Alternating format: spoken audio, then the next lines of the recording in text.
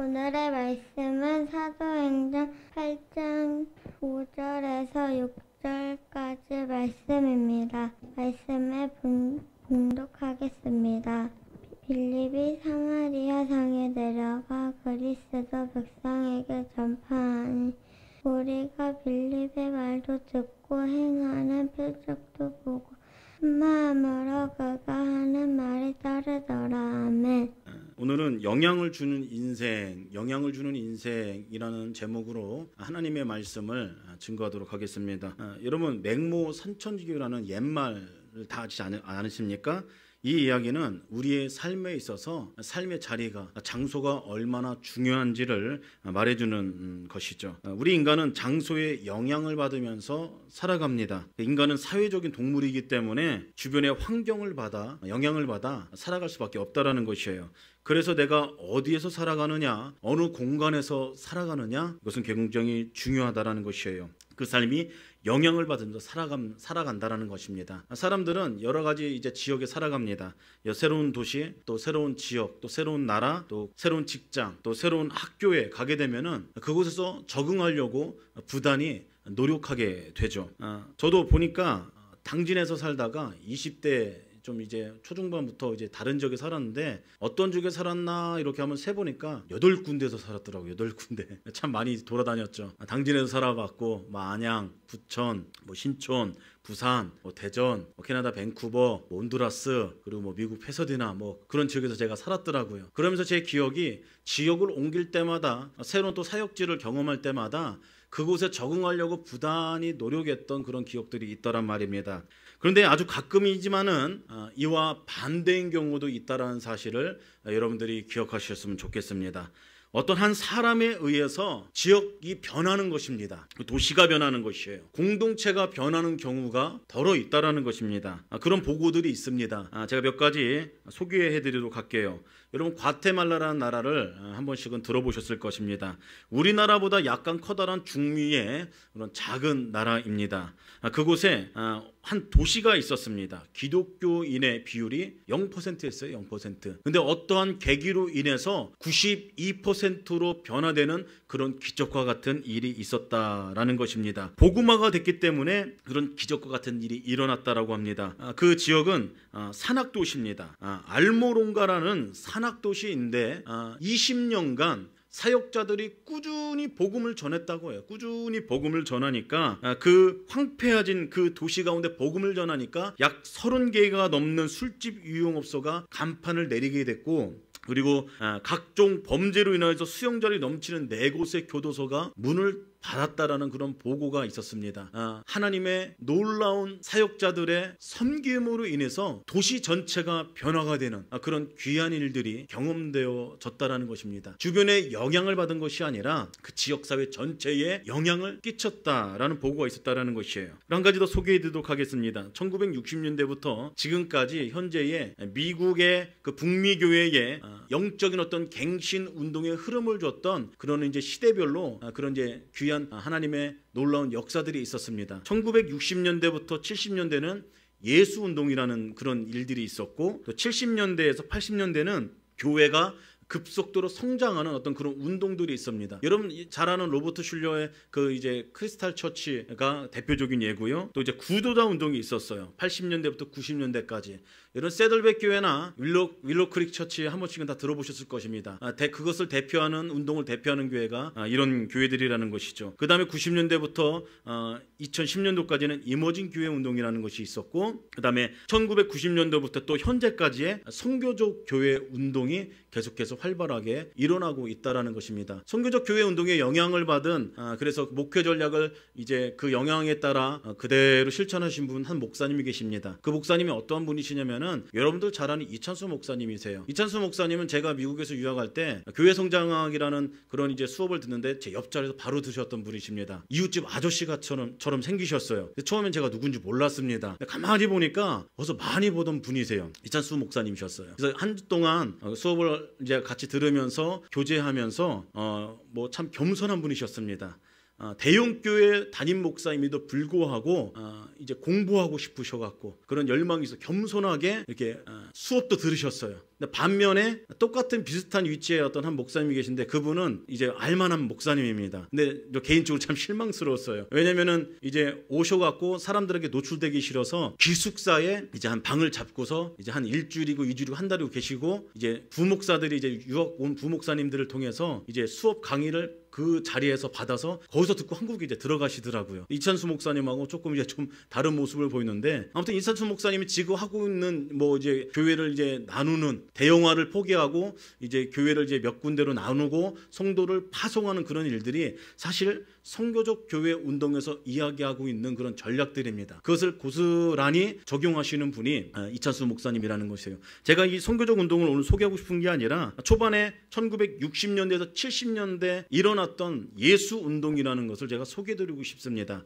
예수 운동이라는 것은 어떤 것이냐면은 미국의 대학 문화인 상징인 히피들로 말미암아 대부흥 역사가 일어났다라는 것입니다. 히피들이 예수 믿기 시작했다라는 것이에요. 마약에 쩌들고 성적으로 문란했던 그들이 예수를 믿기 시작했다라는 것입니다. 그래서 그들을 통해서 미국 교회가 한번 대부흥의 역사가 일어났다라는 것이죠. 그런데 그냥 일어난 것이 아닙니다. 한 사람의 영향력 있는 섬김을 통해서 히피들이 예수님 품 안으로 돌아왔다라는 것이죠. 누구냐면 갈보리 채플의 갈보리 교회의 척 스미스 목사님이 이 히피들을 초청했습니다. 집으로 함께 먹고 마시고 성경 공부하고 위해서 기도해주고 꾸준히 그렇게 섬기고 사역하니까 이 히피들이 변화되단 말입니다. 그래서 마약을 끊기 시작하고 문란한 삶을 접고 예수님 품 안으로 돌아와 전도하기 시작하고 그런 일들을 계속해서 해나가니까 히피들을 통해서 미국 교회가 변화되는 일이 있었는데 그게 60년대 70년대 일어났던 일이에요. 예수 운동이라는 것입니다. 여러분들 잘 아시는 복음 성가가 있습니다. 우물가의 여인처럼 이라는 찬송 다 아시지 않으십니까? 우물가의 여인처럼 난구했네. 이 찬양 다 아시죠? 이 찬양의 만든 자매가 있는데 누구였냐면 히피족이었어요. 히피족. 정말로 삶이 엉망인 그런 삶을 살았는데 복음을 접하기 시작합니다. 예수를 만나기 시작합니다. 삶이 완전히 바뀌었어요. 그러면서 만든 곡이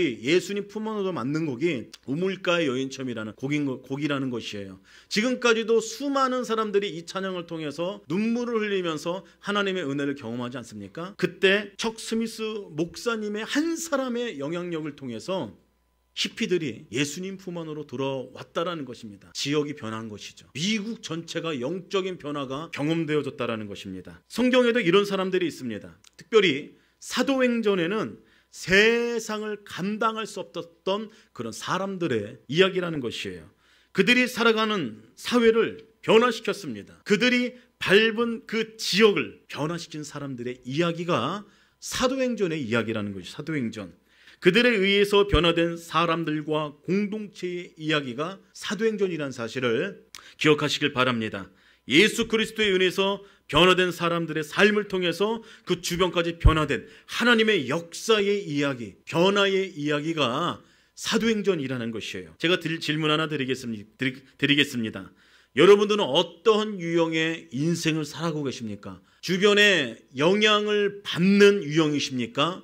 아니면은 주변에 영향을 흘리는, 영향을 끼치는 인생으로 삶을 살아가고 계십니까? 저는 성도라면은 우리 모두 예수 그리스도의 선한 영향력을 흘리는 인생으로 단 한 사람도 빠짐없이 그 부르심을 받았다라고 저는 그렇게 믿고 싶습니다. 그렇다면 오늘 말씀을 통해서 어떻게 우리가 그런 인생을 살아갈 수 있는지, 그리고 우리가 영향력 있는 인생으로 살아갈 때에 그 영향력이 우리 주변에 어떻게 일어나야 되는지 함께 나누고 싶습니다. 오늘 말씀에 빌립이라는 사람이 나오죠. 빌립이라는 사람이 나옵니다. 이 빌립은 우리와 같이 예수를 믿는 사람이었습니다. 별 다를 바 없는 사람이었어요. 예수를 믿는 아주 평범한 사람이었습니다. 빌립이라는 이름은 전형적인 유대인 이름이 아닙니다. 헬라식 이름이에요. 그래서 아마도 추측컨대 그는 예루살렘에 머물던 살던 유대인이 아니라 사도행전에 보면 명절에 잠시 예루살렘에 들린 성령 받은 제자들을 통해서 복음을 받아들이고 성령을 받은 변화된 디아스포라일 가능성이 많다라는 것이에요.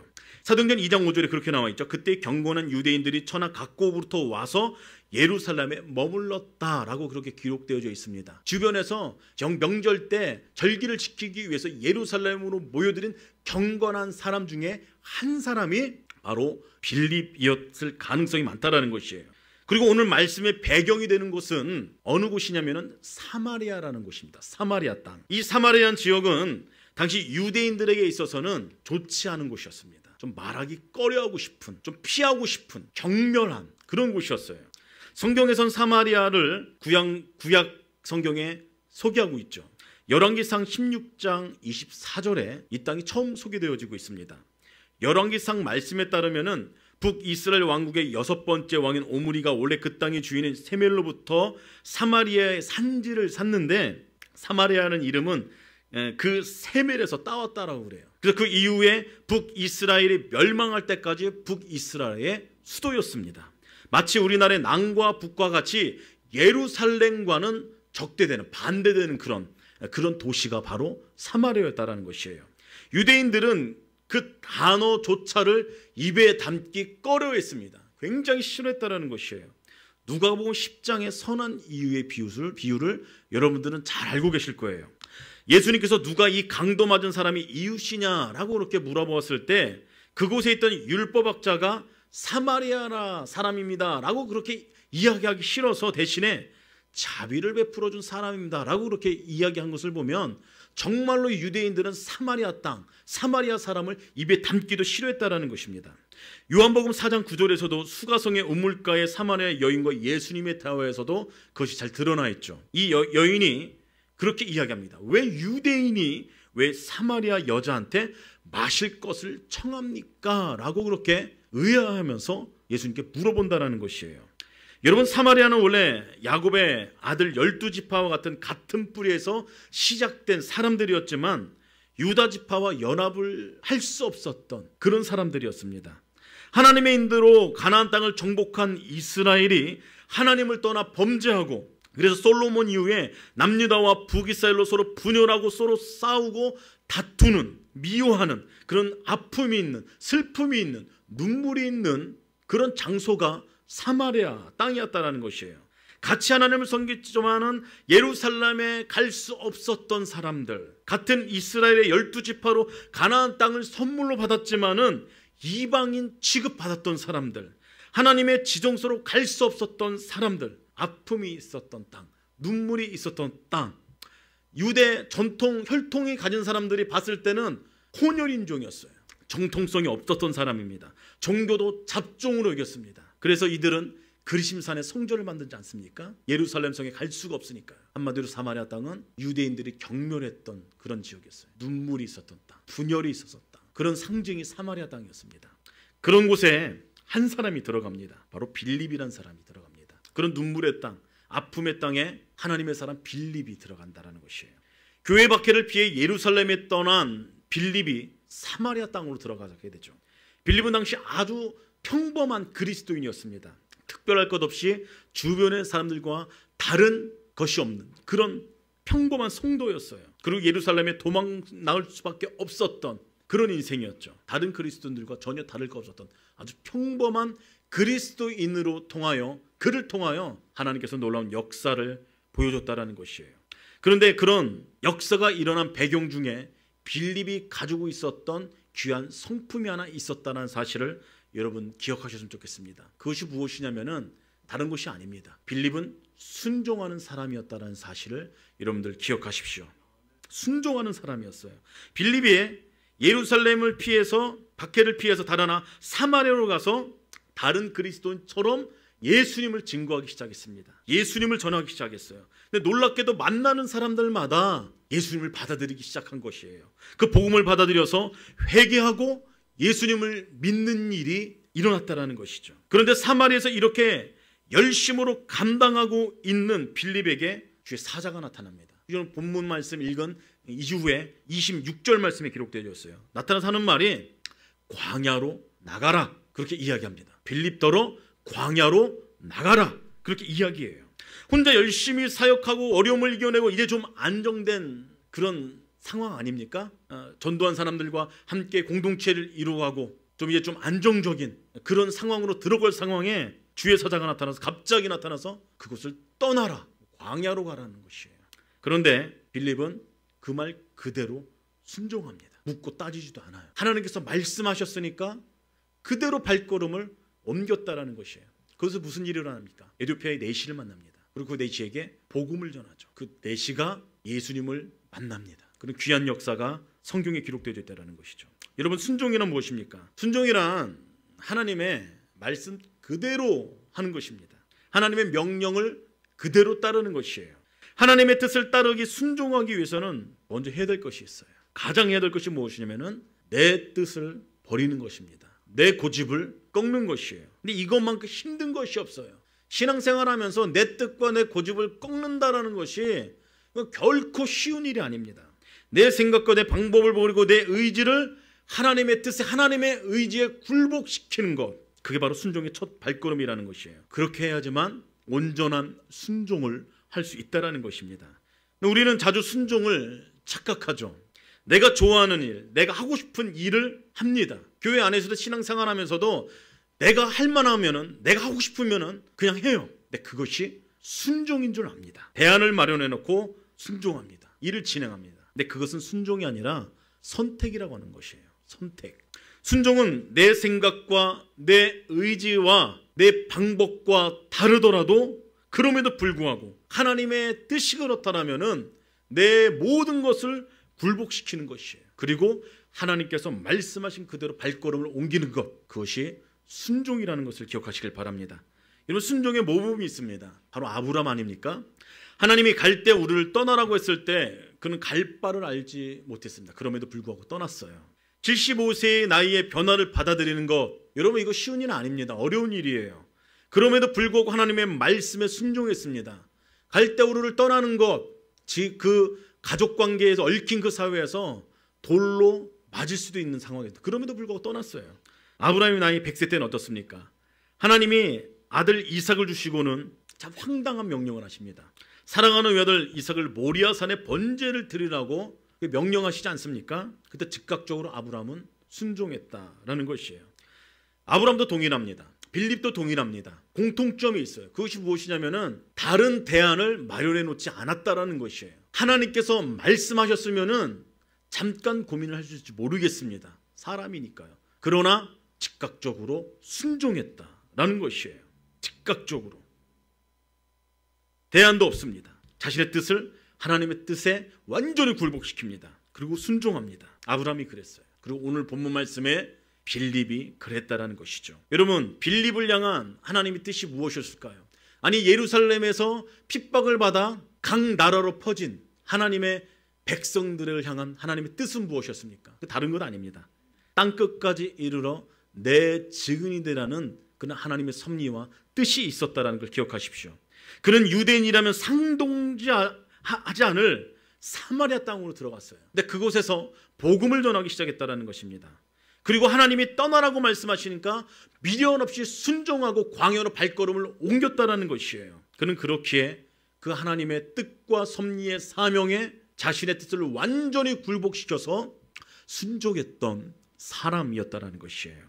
그는 아주 평범한 그리스도인이었어요. 그러나 하나님의 말씀에는 그것이 작고 좋은 나쁨을 가리지 않고 순종했던 사람, 그 사람이 빌립이었다라는 것입니다. 여러분, 이렇게 사명에 순종한 빌립에 의해서 그 한 사람을 통해서 사마리아 땅 가운데 어떠한 일이 경험되어집니까?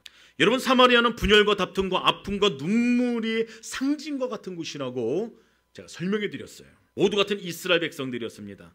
애굽에서 나와 광야에서 함께 헤쳐나와 가나안 땅으로 들어갔던 사람들이었어요. 근데 서로 갈라지고 싸우다가 이제 서로에게 아픔이 되는 그런 분열이 있는, 눈물이 돼요. 서로 상종도 안 하는 그런 곳이었습니다. 서로 말을 섞고 이야기하는 것조차 수치스럽고 부끄러운 그곳이 사마리아 땅이고 그 한가운데에 빌립이 서 있었다라는 것이에요. 그런데 여기서 귀한 일들이 일어난 겁니다. 사람들이 마음이 아파하는 일들이 일어나요. 한 마음으로 빌립이 전하는 그 예수님의 이야기에 귀를 기울이기 시작합니다. 그리고 예수를 믿는 일이 일어나기 시작해요. 분열과 아픔과 상처와 눈물의 상징과 같았던 그 사마리아 땅에 마음을 다하고 뜻을 다하는 연합과 화해의 변화의 그런 놀라운 일들이 일어나고 있다는 것입니다. 예수 믿을 것 같지 않은 사람들이 예수 믿기 시작합니다. 그들이 세례를 받기 시작해요. 더 나아가서 이 보고가 예루살렘에 있는 사도들이 듣기 시작합니다. 사마리아인들이 하나님의 말씀을 받았다, 예수 그리스도를 영접했다라는 그런 보고를 받습니다. 그래서 베드로와 요한이 그 땅으로 들어가죠. 그리고 복음을 전하고 확인을 하고 성령 세례를 주기 시작합니다. 사마리아 사람들이 예수님을 영접하고 물세례를 받을 뿐만 아니라 성령으로 세례받기 시작합니다. 경멸했던 유대인들이 복음을 전하고 그들이 예수님을 받아들이고 연합하고 복음으로 화합되어진 일들이 지금 일어나고 있다는 것이에요.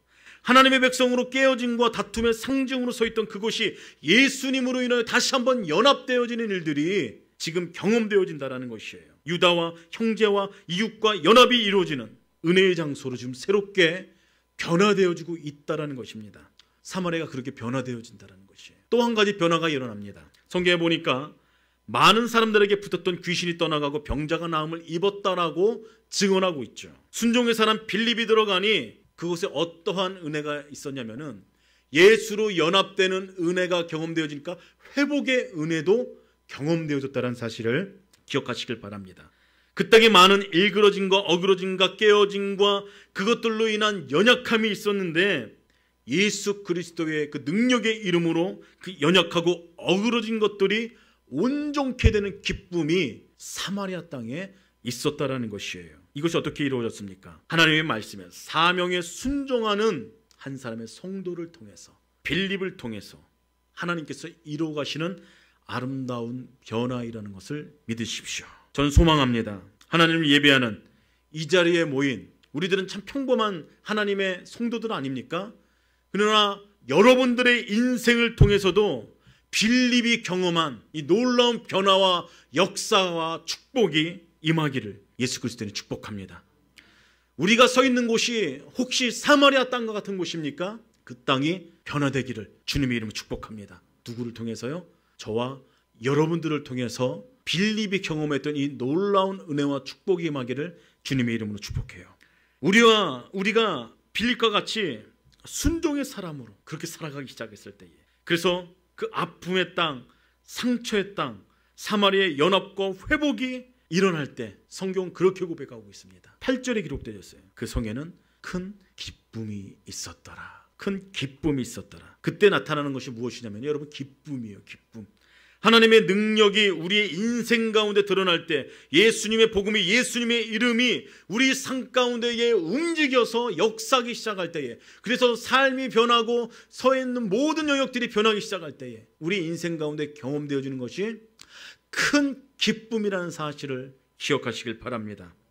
세상이 주는 기쁨은 여러분 일시적이에요. 한계가 있어요. 그러나 하나님께서 주시는 기쁨은 충만한 기쁨인 줄 믿으십시오. 풍성한 기쁨인 줄 믿으십시오. 그 기쁨의 삶이 차고 넘친다라는 것이에요. 칼빈이 그렇게 이야기했어요. 기쁨은 믿음의 열매다라고 그렇게 얘기했어요. 여러분들 예수님을 향한 믿음이 있으십니까? 그렇다면 이 기쁨이 충만하게 될 줄 기억하십시오. 말씀을 정리하겠습니다.